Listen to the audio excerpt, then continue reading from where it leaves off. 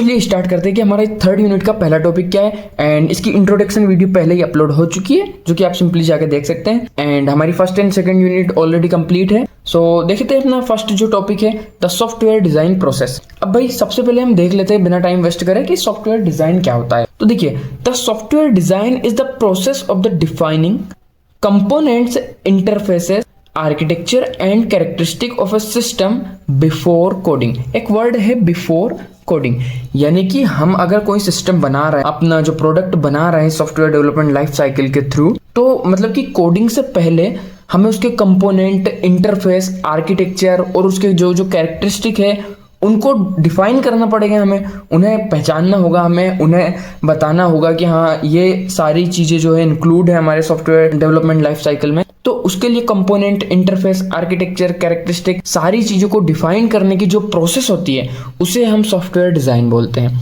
अब अगर एकदम सिंपल वर्ड्स में अगर समझने की कोशिश करो आप, तो देखिए, software design means planning how a software और application will be build before coding start. यानी कि कोडिंग के स्टार्ट होने से पहले हम डिफाइन करेंगे कि हमारा जो सॉफ्टवेयर या फिर एप्लीकेशन है वो किस तरह से बिल्ड होगी, उसी की प्लानिंग होती है हमारी सॉफ्टवेयर डिज़ाइन। सो इसके बाद हम देख लेते हैं कि it is like a making a blueprint of a house before constructing it. अब सिंपल से आप समझ गए होंगे, बहुत ही इजी सा एग्जांपल है कि एक घर को बनाने से पहले उसका हम एक ब्लूप्रिंट बनाते हैं, वही है। यानी कि एक प्रोडक्ट या फिर एक एप्लीकेशन को बनाने से पहले उसका एक ब्लूप्रिंट बनाते हैं, उसका एक डिज़ाइन बनाते हैं। बस वही चीज़ है हमारी सॉफ्टवेयर डिज़ाइन, और उसकी जो इंटायर प्रोसेस रहती है उसे सॉफ्टवेयर डिज़ाइन प्रोसेस बोलते हैं। देखिए, focuses on how the system will be implemented.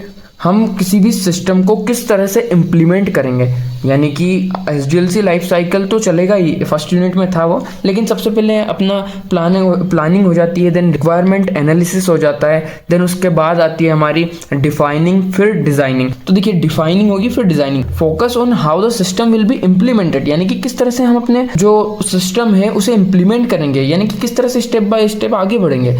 Acts as a bridge between requirements analysis and coding, यानी कि कोडिंग है, रिक्वायरमेंट है। सेकेंड फेज में रिक्वायरमेंट हो गई, देन उसके बाद वाली जो अपनी जो प्रोसेस है, यानी कि डिफाइनिंग या फिर डिजाइनिंग वाली, तो उन दोनों के बीच में एक ब्रिज या फिर कह लीजिए, यानी कि उन दोनों को कनेक्ट करने का तरीका है software design process. It covers data structures, modules, interfaces and control flow, यानी कि ये सारी चीज़ों को कवर करके रखता है। हमारा जो डाटा स्ट्रक्चर है पूरे, एंड मॉडल्स है, एंड कंट्रोल फ्लो है। कंट्रोल फ्लो से क्या मतलब, एंड डाटा फ्लो से क्या मतलब है, यानी कि डाटा का जो फ्लो है उसे कंट्रोल करना, या फिर डाटा फ्लो यानी कि अगर कोई यूज़र है, या फिर आप इस तरह समझिए कि एक ऑनलाइन ऐप है, देन उसमें यूज़र है, उसने कुछ प्रोसेस किया, देन उसके बाद आगे डाटा फ्लो हुआ, देन पेमेंट किया, उसके बाद आगे डाटा फ्लो। इस तरह से मतलब एक के बाद एक अलग अलग तरीके से कंट्रोल होना, डाटा का फ्लो होना, वही चीजें इसमें इंक्लूड है। देन अब हम देख लेते हैं कि इसका रोल क्या है, रोल और importance of design in SDLC। यानी कि सिंपल सी बात है, हमें इसकी जरूरत क्यों पड़ी, क्यों जरूरत है, इसका क्या रोल है, क्या इंपॉर्टेंस है इसकी, भाई क्यों जरूरत है हमें SDLC, जब हमारे पास सारी चीजें हैं तो क्यों जरूरत है। देखिए, reduce errors in development phase, यानी कि जो डेवलपमेंट की फेज होती है हमारी, planning, defining, designing, development phase. अब भाई डेवलपमेंट फेज में एरर को रिड्यूस करने के लिए हम सॉफ्टवेयर डिजाइन प्रोसेस का यूज करते हैं।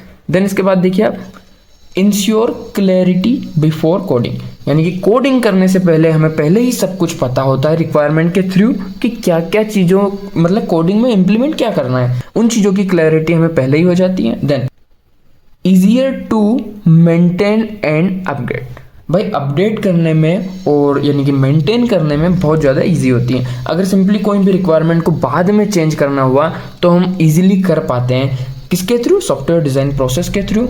एंड SDLC के अंदर, यानी कि सॉफ्टवेयर डेवलपमेंट लाइफ साइकिल के अंदर ही ये सारी चीज़ें चल रही है। Helps in estimating cost efforts, भाई एफर्ट्स को कम करेगी, यानी कि कॉम्प्लेक्सिटी तो रिड्यूस करेगी ही। हेल्प्स इन एस्टिमेटिंग कॉस्ट, भाई ओवरऑल जो हमारा मतलब कि बजट है उसके अंदर ही रहेगा ये, यानी कि कॉस्ट भी कम करेगा, अफोर्डेबल होगा। Provides blueprints for developers, developers जो है उनको ब्लूप्रिंट देता है, जो कि हमने देख ही लिया, यानी कि एक घर बनाने से पहले जो हम एक नक्शा बनाते हैं, पेन पेपर लेके मैप बनाते हैं, वही चीज़ें एक नक्शा जो है यानी कि ब्लूप्रिंट जो है वो बनाते हैं, provides blueprint for the developers, जिससे कि डेवलपर को आगे के काम करने में आसानी होती है। Then reduces development cost and time, cost हमने देख लिया एंड टाइम भी, यानी कि टाइम सेविंग भी होगा। अगर कोई डेवलपर है, अगर तुम्हें कुछ काम करना है, उसकी पूरी प्लानिंग, उसकी पूरी प्रोसेस, उसका पूरा डिज़ाइन अगर आपने पहले से ही बना के रखा है